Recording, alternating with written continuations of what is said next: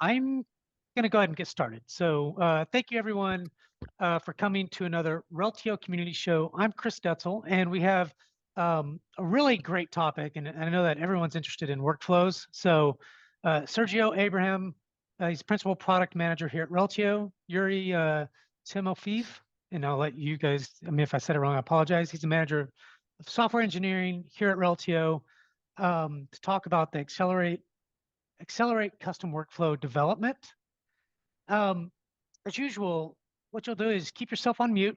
If you do have a burning questions, please take yourself off mute and ask. We are recording this and we'll post it to the community in the next day or so. We will be most likely, depending on the questions, we want to get through the presentation first and then start asking the questions at the end. If we don't get to all the questions, which I assume we will not, we will definitely do an Ask Me Anything in the next couple of weeks. So Sergio's already agreed to that. Appreciate that. And then lastly, we'd love for you guys to come rate and review us. If you've had a good experience with Reltio, we're looking at the Gartner Peer Insights. So feel free to either type in Gartner Peer Insights Reltio or scan this little thing right here. We'd love to get some of your reviews for our product. So I'm going to stop sharing, Sergio, and I'm going to let you kind of kick it off. Thank you. Let me pick the right screen. So do you see it? Because I don't see it. There it is. So perfect. Okay. So hello everyone. Thank you for being here. This is Yury and I. We work together. I work on the product management side. He works on the engineering side. Both of us teaming up for developing and improving our workflow service. So we're going to discuss today. I'm going to start discussing a few basic concepts on what workflows are, what they're used for, and then staying for the workflow customizations. We're going to explain how the process works today. If you are a partner of Reltio, you are very aware of this. Some customers may not be fully aware of this process, others maybe. And we're gonna explain how the new process will work. And at the end, there will be a demo by Yury. So in general, this is a technical topic, so I apologize for that. And we are going to try to make it as simple as possible for everyone. But by definition, it's technical because we are talking about development of workflows. So we're going to do a better for feel free to ask questions. And then hopefully during the demo from Yury, you will clarify those questions, or we can discuss them later. So to start, what are the workflows? Basically, workflows are basically a series of steps that you need to follow in order to achieve a task. In general, these are scenarios in which you need to modify some data, you need to create a new record, you need to delete something, or merge records. There are different use cases, but in all of them, there is a component of steps in which the action cannot be executed isolatedly. You also need like an approval or some additional business logic to complete that task.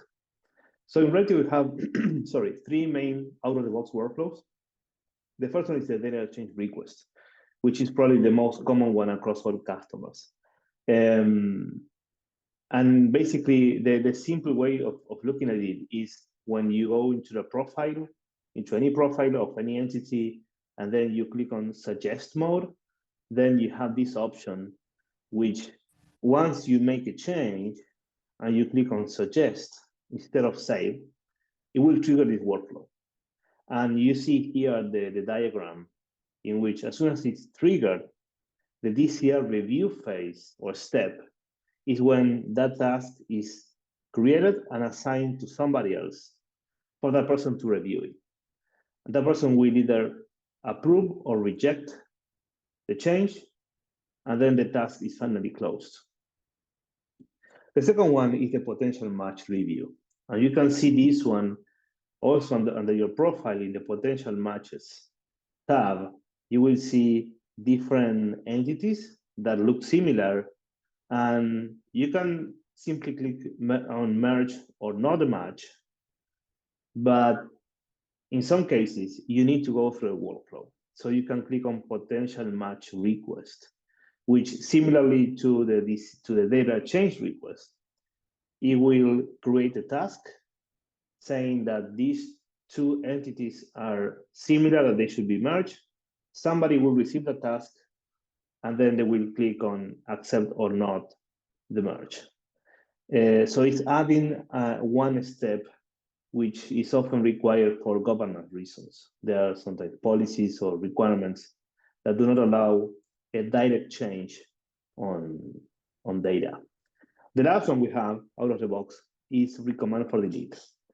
This one you can see it also in the profile view. If you click on the right on the workflow icon, then you can trigger recommend for delete, which means that somebody else will receive a task to review and accept whether that entity can be deleted or not. This is another very common scenario. So this is what we have out of the box. Yury and I are thinking about ways of delivering more out of the box workflows, but for now, this is what we have. The issue is, before getting there, once you get tasks assigned, you go into the inbox. The Reltio inbox is where you see these tasks assigned to you and to your team, and you can manage that. This is the new view where you have the task type, what entities are associated with those tasks, the status, when they are due, and then if they are assigned to you, you can operate on them. You can accept the changes or the matches or reject them. So the issue is what happens when your business requirements do not, or sorry, actually when the out-of-the-box workflows do not meet your business requirements, which is a common scenario in our largest customers. Basically, our largest customers with very complex business processes, almost, I would say, always have custom workflows. Other customers, we have also a large portion of customers who are just using the out-of-the-box ones. But let's say you're in the case in which you need a custom workflow. And an example of that is on DCRs, the data change review. For example, you may have a scenario where for some entity type, a specific entity type, you don't need one review, you need two reviews. First layer will review the change, second layer will finally approve it. So then the current structure of the DCR doesn't fit you. So then you need to add that additional step. Another example would be in which you only need one approval, but before the approval, you need to do some data processing. You need to pull some data, push some data. There is something you need to do also that has to be done automatically before you make that decision. So for that, you would also need to customize your data change request. And again, I've seen things all over the place. I've seen very, very complex workflows across our customers. And as I said before, it's very common with the largest and most complex organizations. So some key concepts that we should learn. The first one is the BPM and the business process model and notation, which is a standard language for defining these processes. This business logic that we were talking about on different steps, a decision that has to be made, and then a final action, those steps make the workflow. And they are defined in this language, the BPMN. So this language is represented in XML files, and you can graphically see them and maintain them in the workflow modeler, in the Reltio workflow modeler. So again, this type of file, the BPMN, models and defines how the workflow will operate. But then you have code. In the scenario in which there are specific steps that will have to run a specific business logic, for those cases, in those steps, you may need to develop Java code. As I was saying before, maybe you need to process some data, do something, or there's some specific requirement that doesn't fit, let's say a DCR process, then maybe you need to add an additional step. And in that step, you would add code. So this code is in Java classes that basically they can be used by, basically one class can be used by multiple workflows, and one workflow can use multiple classes. It's a many-to-many relationship. So this is how you see it in the workflow modeler today. This is a recent update we made in which you can see the current published BPMN and files, which are your workflows, which workflow types you have deployed in your tenant. Right now, if you go into your workflow modeler, you can click any of them, any of your workflows, and see how they are structured. You can change them, modify them. In the past, the experience was not that friendly. Now we have this. And once you open the one of these files, or you create a new workflow, this is the starting point. You start drawing the different steps, the decisions that have to be made. You define some details, and then that's how you define that workflow definition. But the complex part here is the code. When you have to develop that Java code for specific steps, today that's something that's done by either the Reltio professional services team, is done also by your partners, and some customers have their dedicated Java developers for this. The most common scenario is either our PS team or partners, but we also have some customers who do it by themselves. So once that high-level workflow requirement is defined in that diagram, then you start developing the code that goes into each step or into any step that requires some specific business logic. So the last very important context to have here is that we are running the code that you or other people develop. So we need to have guardrails here, and we have security and performance requirements, and robustness requirements of the code that we run. So currently, we are reviewing that code to basically to make sure that it complies with best practices, like coding best practices, quality best practices, security, and also ensure that it doesn't disrupt the overall infrastructure. You know, code can be anything. Code can do whatever you want. So we take this very seriously, and we need to make sure that the code that we run is stable from different perspectives. So how does this process work today? As I was saying, you start working on the BPMN file in the workflow modeler. You design how the workflow will work, or you modify an existing workflow. Then a developer, either on your side or a partner, will start developing the code in Java for the specific steps that require this business logic. Once the developer finishes that, they will compile the code into a jar file and create a support case in Reltio. This is a very common process we have today. And if you're familiar with this process, I am sure you don't like it, but that's how it works today. You create a support case, you attach the file, then we receive that jar file, we decompile it, and we review it. We have Yury's team basically reviewing a big set of checks against your code, making sure that it complies with a lot of different requirements. And most of the times, we identify issues in the code. So we go back to the support case and we explain the issues. We explain, hey, this portion of the code is not right, whatever we find. We explain that in the support case manually. And then you incorporate that feedback and we iterate. And this becomes a feedback loop in which you develop a new version, we review it again, send the issues back to the support case, iterate and iterate.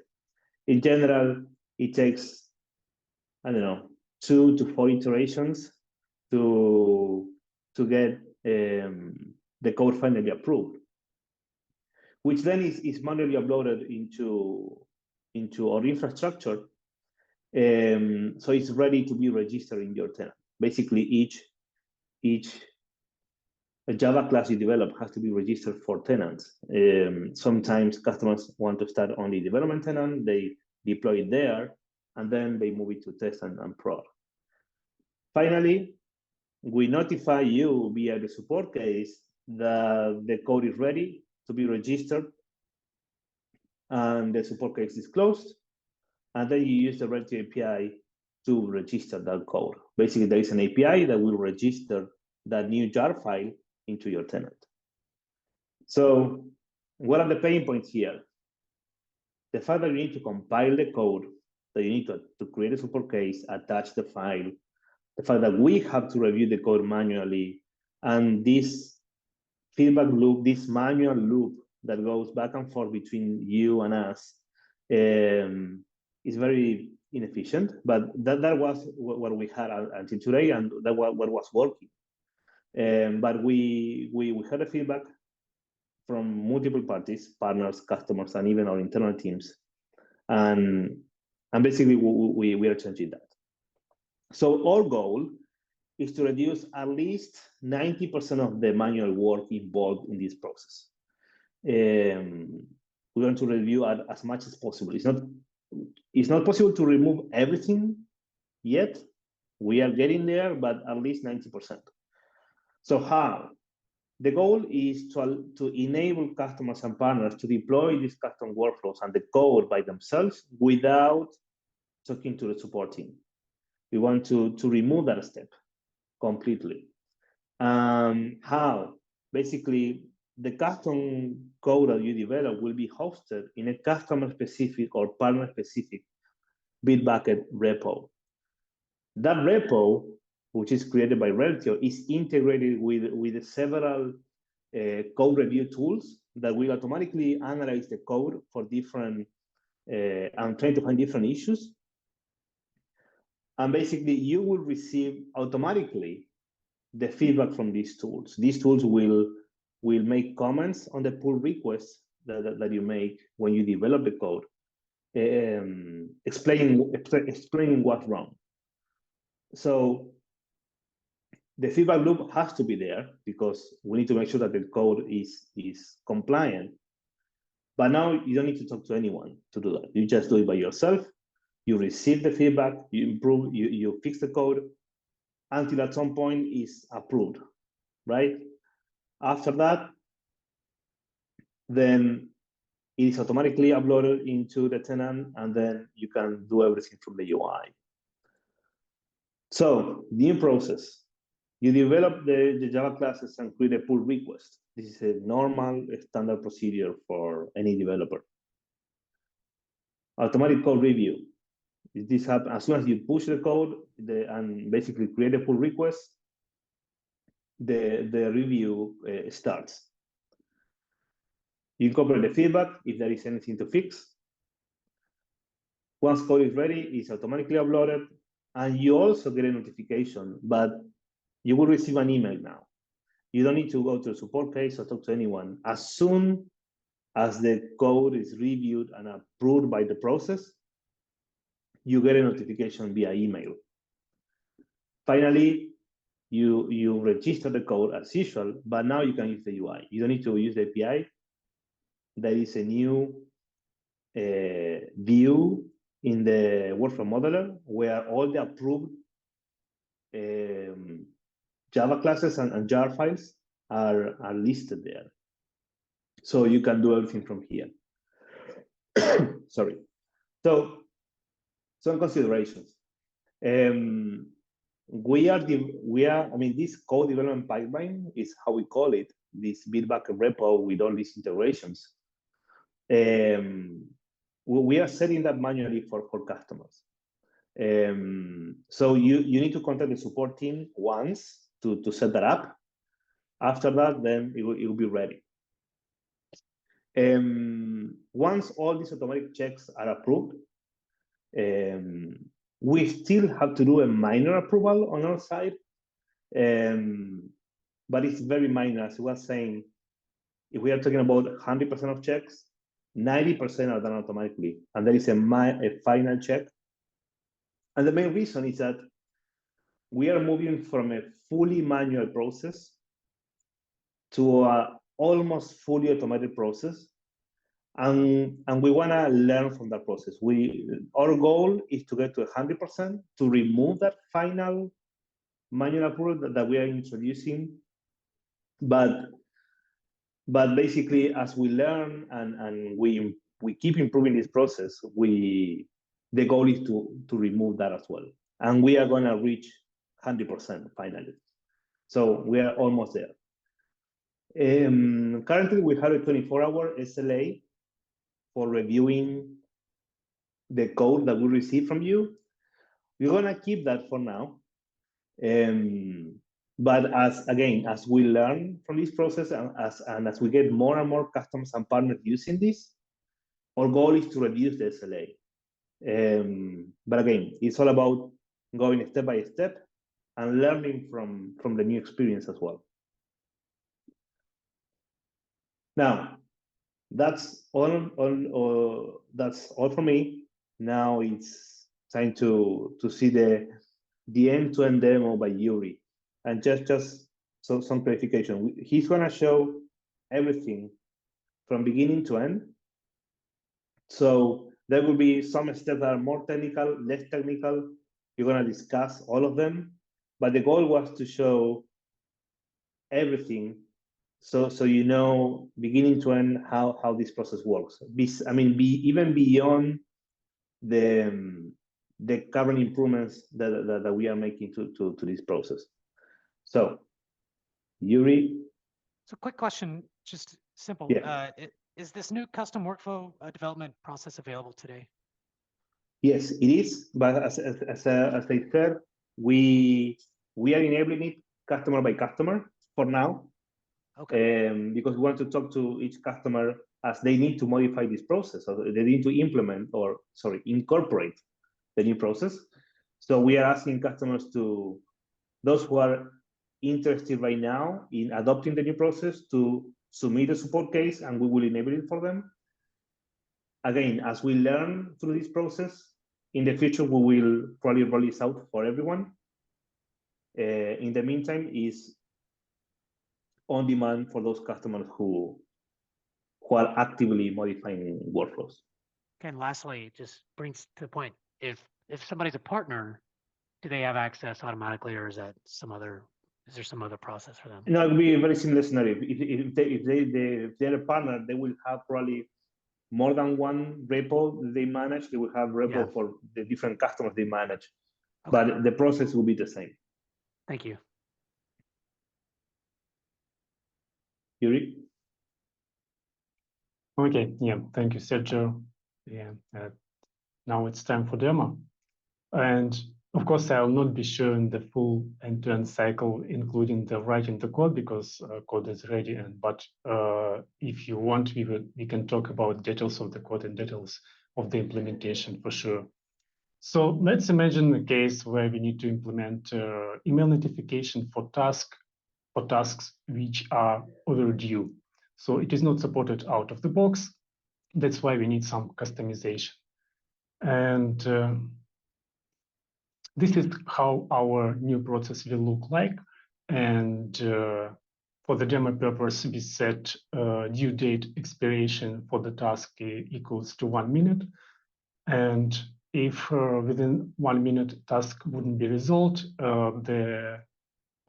it triggers and fires this timer event, which executes the flow, which is coming to the service task, and service task executes a Java class overdue with the name overdue notification. So for the task, we also need to have an additional listener, and this listener is assigned to assignment event. The name of the listener is task info saver. So now we will see these classes in the Java code. Oh, before that, so we have a repository created. So imagine we requested a repository for us for custom code. We have one for Reltio, and there are already some custom jars here, which are implemented as models in the Java project. And we are going to create one more model here in the project. So yeah, this is our project, and we have here, as we already seen in the PPMN diagram, two classes, overdue notification and task info saver. To save some time, I'm going to push the changes into the demo branch to execute pipelines, because execution of pipelines takes obviously some time. And while they are running, we will be talking about the implementation of these custom classes. So changes are pushed into the feature branch.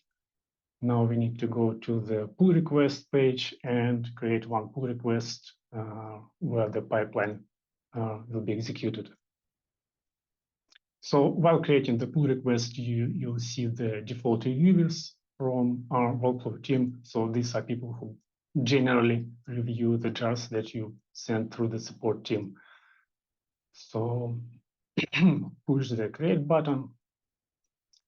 And now we will see the pipeline is triggered here on the page, and it's in progress. And while the pipeline has multiple steps and with different rules and verifications that your code should conform with. So while it's running, let's go to the code and to see what it does. So the first Java class is task info saver. It's the task which we assign to the user task, and here on assignment event. And this Java class does nothing more, just resolve the assigning name, which we have in the task, resolve it into the email. And this resolved email is stored as part of the variable into the process. So the name of the variable is DCR assigning.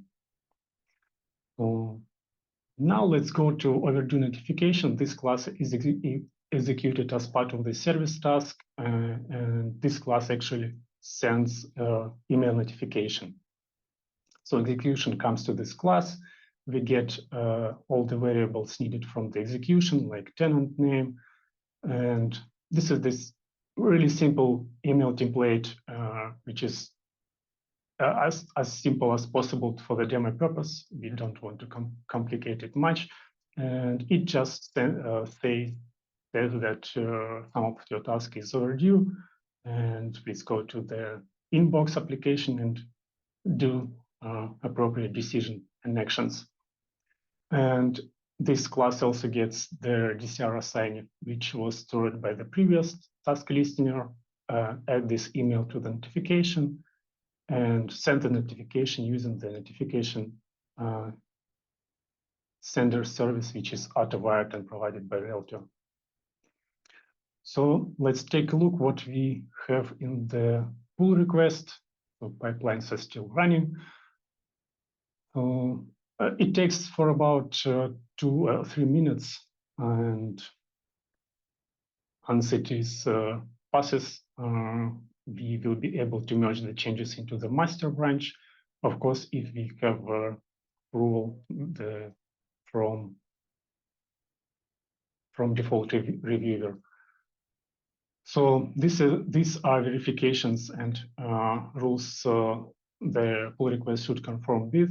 So there shouldn't be any failed pipelines, failed builds here, and we require one approval from default reviewers. And so this is the changes we've made here. So you also might see the message like this one. So it says that this feature branch has models which we had already before. Even though we didn't do any changes there, pipeline will be building jars for them, and these jars will be uploaded into your S3 folder. And this is like a notification that to avoid any risks and chance for errors that you accidentally override some existing changes that are already deployed. But since we do not do any changes in these models, so there is no risk that these jars would be overwritten in the S3 bucket. Hey, sorry, I wanted to add one thing here. This is an example of feedback that you will get automatically from these tools. If there is a security issue or some test coverage issue, you would see those findings here. From there, you can operate and make the corresponding fixes. So this is an example of removing the need of the support case and talking to the support team. The idea is that you can get the same type of feedback from this. So Ivan, could you please approve the PR? And so as you see, all pipelines from automatic verifications are passed successfully. All builds are having green marks, and the only remaining step is approval from default reviewer. So yeah, approval has been provided. Now the merge button is available. So the only thing we need to do is merge it. So after the merge, the new pipeline will be triggered.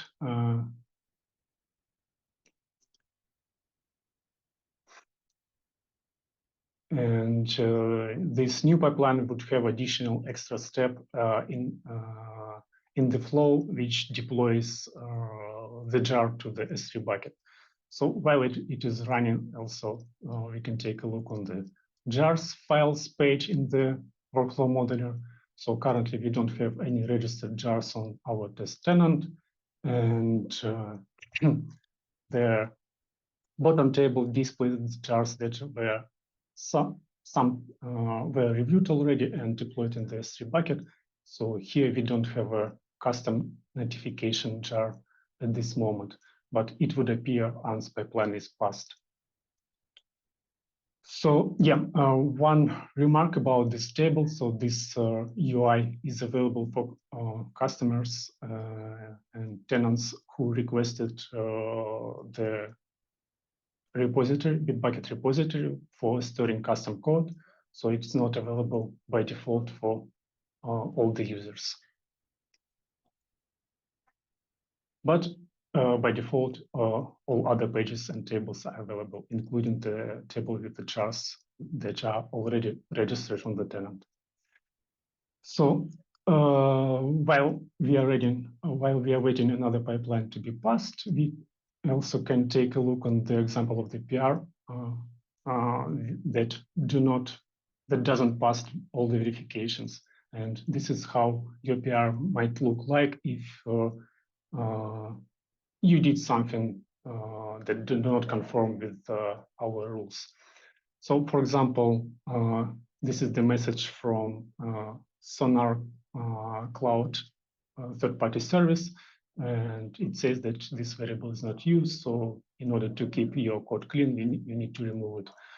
Also, we see here a new dependency, and this dependency was analyzed by another tool, and this tool found a problem, and there is a vulnerability known issue. So this type of changes cannot be merged into the master branch, and this library cannot be used in the custom workflow. Along with that problem, we also do not allow using libraries with the GPL license. So this problem is also highlighted here. So you might also see complaint from the code analysis tool that verifies how much your code is covered by unit tests. So we require your code to be covered at least 90%. If it doesn't, then verification wouldn't be passed and changes wouldn't be able to merge into the master. So let's see our pipeline, how it goes. It is deploying the jar into the S3 bucket. And after that, you will get a notification in email. Jar is deployed. So this is example of email notification which you might get after that. And it says what jars were built as part of the process. So previously we had 3 models in the bucket or in the repository. And now we added a new one, custom notifications. And this model is also built and available in your S3 bucket. And it is the email contains instructions, provide instructions how you can deploy it on your tenant. So even though it provides you the way how to deploy it through the API, we can do it in the workflow modeler. So let's refresh the page. So yeah, custom notifications jar is available here. And the only thing we need to do is click this register file button, provide an email.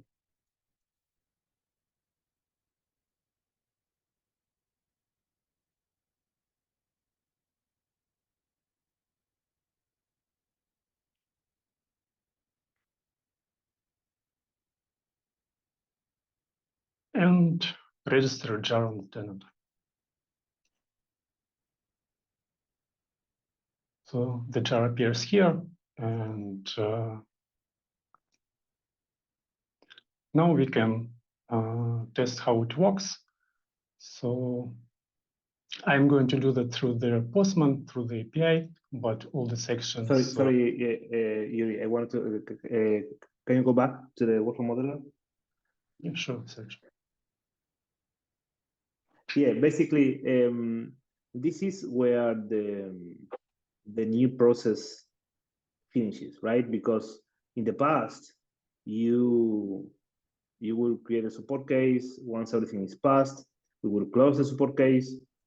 We will upload the file to an S3 bucket we use. And from there, you will call the API and register the jar file manually.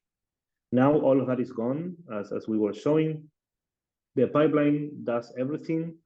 Once the last approval is made, the file is automatically displayed in the table below. And from there, you just click on register, and that's it. From now on, you can use this new code for the workflows in your tenant. Hopefully, you see the benefit as we do.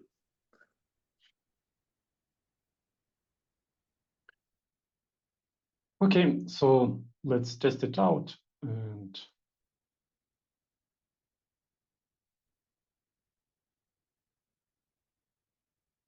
so first we need to get an access token. To start a DCR process, we need to create a DCR.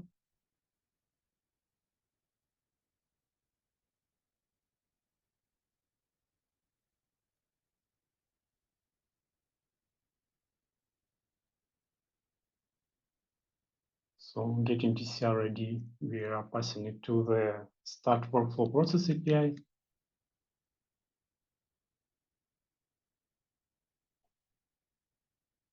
Oops. Yeah. That is sometimes happens with the internal environments.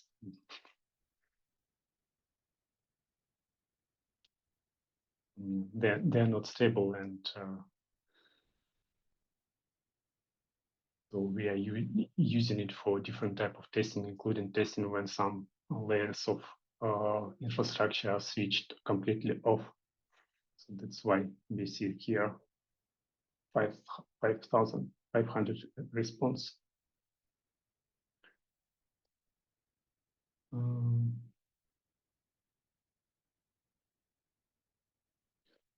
So what we can do, we can wait and answer for your questions, and hopefully environment will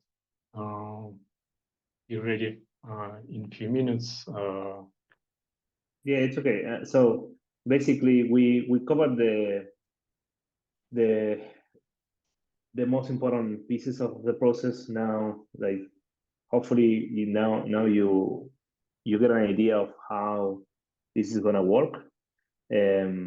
As I said, we need in this stage of where we are now, we are asking customers and partners interested in using the new process to tell us. So we enable it for you, but technically it can be used by any customer. This is the final step, basically, to show how the new workflow works now. But if the demo environment doesn't work, then we may not be able to do that. Anyway, Yury, there is a question. If you can open. I was thinking of following up later, but we have a few minutes now, about integrating the IDEs with the tenants to test the custom code. I don't know if you have any comments on that, or you can look at the question in the chat.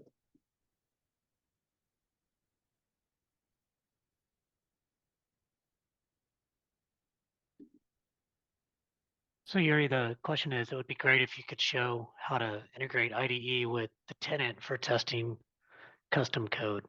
Is that possible?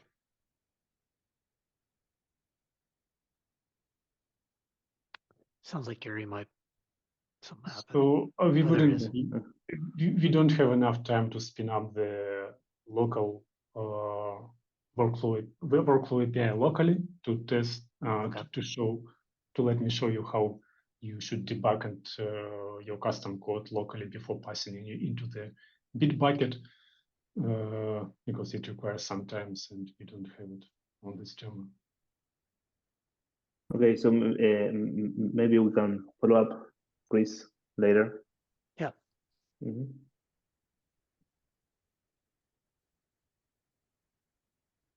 So Yury, do you think that it will came back up, or?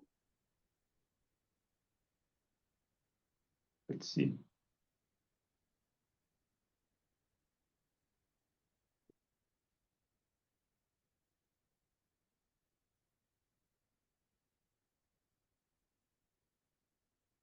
So it looks like most of the questions were kind of answered in the chat. Don't have a lot here. Addition. Yeah, I tried to go through all of them. Okay. Does anybody have any additional questions before Yury goes? Take yourself off mute if you'd like. Yeah, looks like environment is running now, and Okay. the new process has been created, and you should receive an email that the task is assigned to me. Let me just check.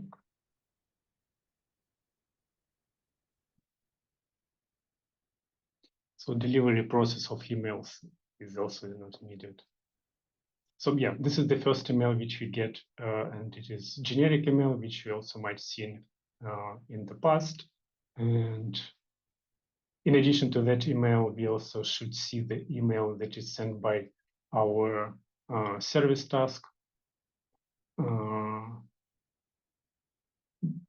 with the message that this task is overdue and you need to go and do some actions there. So email is sent in to me in 1 minute. So yeah, need to wait a little bit.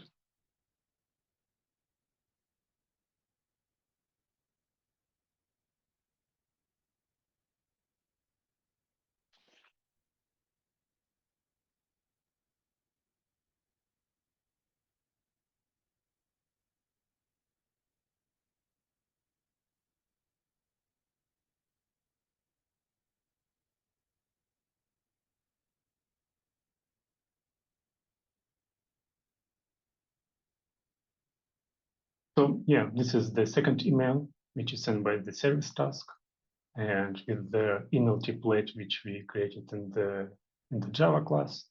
So notification has a link to the inbox, which is already open though. So a task is assigned to me, and I need to do an action on the task. So which I also gonna do in the API. So I don't like the changes and want to reject them. So that's it. The process is now finished. Changes were rejected. We also had an email notification from a service task that my task is overdue. So yeah, Perfect. Thank you, Yury. Thank you for that. I know it was a long and complex demo.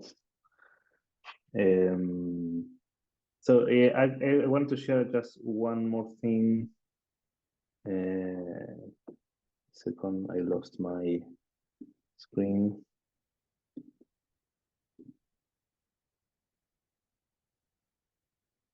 Where is it? I'm sorry, I'm trying to find the right here.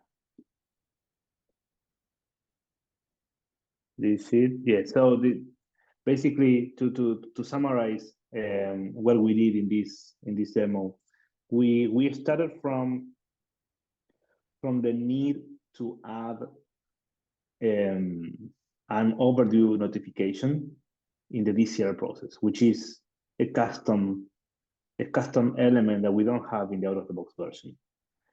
Yury went out and developed the code for that, pushed the code into the pipeline, we created the pull request, and then all the checks happen automatically. Finally, after it was approved, the code was automatically compiled into a jar file. You don't need to do that anymore. Now it is automatically done and uploaded into the S3 bucket. And finally, the last step you used to do in the past was executing the API to register that file into the tenant. Now you can do it from the UI, as we show it. Once it was done through the UI, then that code was ready to use in the workflow, and Yury showed how the code was actually working, triggering that second email. So last but not least, there are a few references here on the documentation.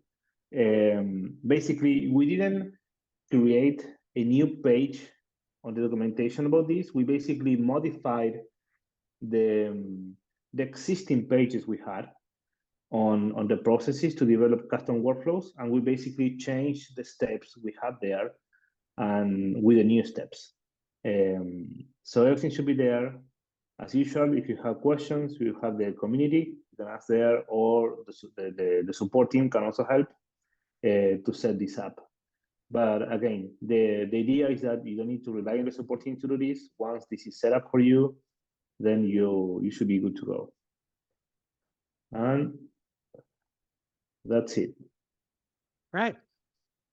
There are no more questions. I want to thank Yury and Sergio so much for your time on this particular show. Really appreciate it. Also, thank you everyone for coming to the show. I am looking at getting a couple more shows up before the end of the year.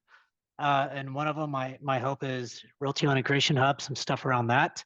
It didn't look like there was a ton of questions today, which kind of surprising, but so I'm not going to push ask me anything unless folks are just dying to have one. But thank you everyone for coming. Please take the questionnaire thing at the end, rate this session, and tell us what you'd like to hear more about, more specifically around workflows. We know that in general, that's a pretty popular area of Reltio. So for now, thank you everyone for coming, and we'll see you probably in early December. So thank you everyone.